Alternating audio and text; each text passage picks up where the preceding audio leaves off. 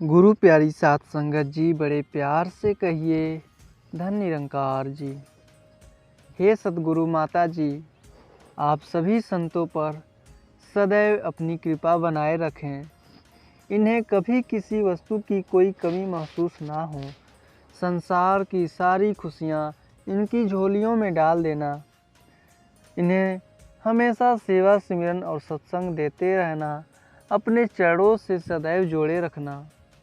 सत्संगत जी, आज दास आप सभी संतों के लिए एक बहुत ही खूबसूरत साखी लेकर के आया है। उम्मीद करेंगे कि आप इस साखी को अंत तक ज़रूर सुनेंगे। सत्संगत जी, आज के साखी का नाम है फूटा घड़ा। सत्संगत जी, बहुत समय पहले की बात है।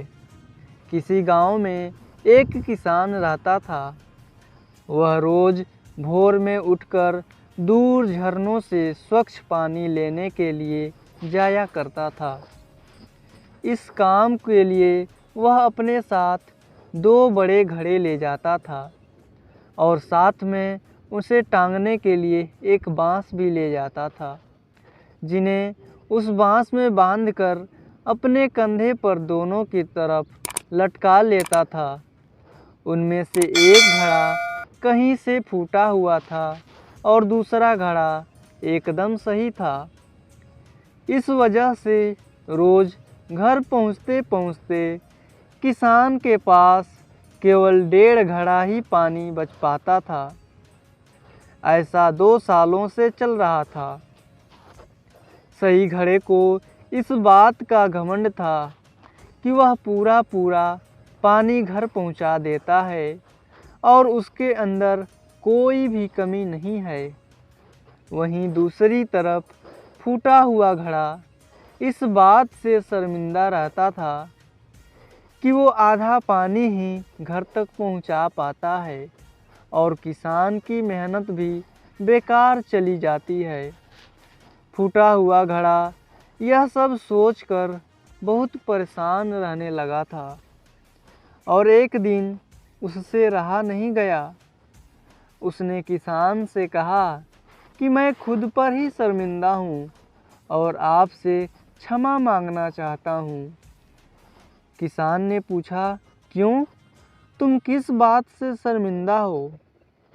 तब घड़े ने कहा, शायद आप नहीं जानते हैं, पर मैं एक जगह से फूटा हुआ हूँ और पिछले 2 सालों से मुझे जितना पानी घर पहुँचाना चाहिए था, बस उसका आधा ही पहुँचा पाया हूँ।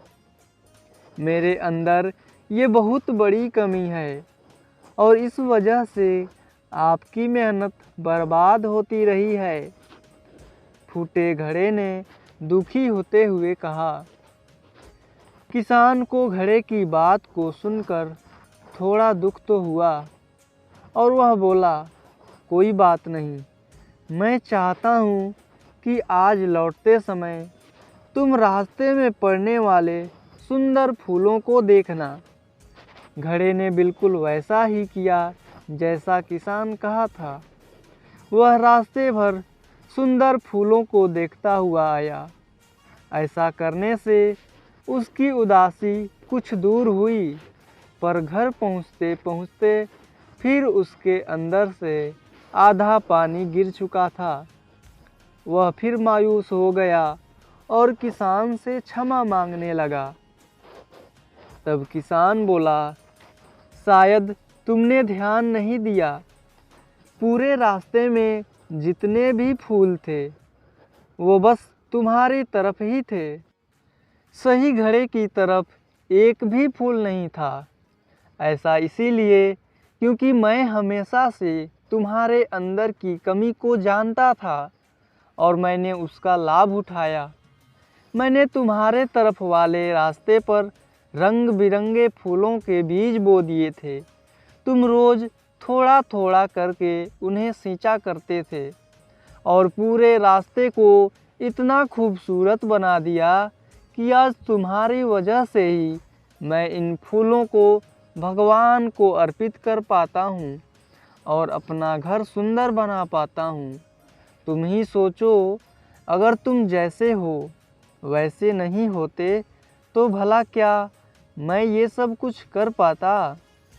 साथ संगत जी, हम सभी के अंदर कोई ना कोई कमी तो होती है, पर यही कमियां हमें अनोखा बनाती है। उस किसान की तरह हमें भी हर किसी को वो जैसा है वैसे ही स्वीकारना चाहिए और उसकी अच्छाई की तरफ ध्यान देना चाहिए।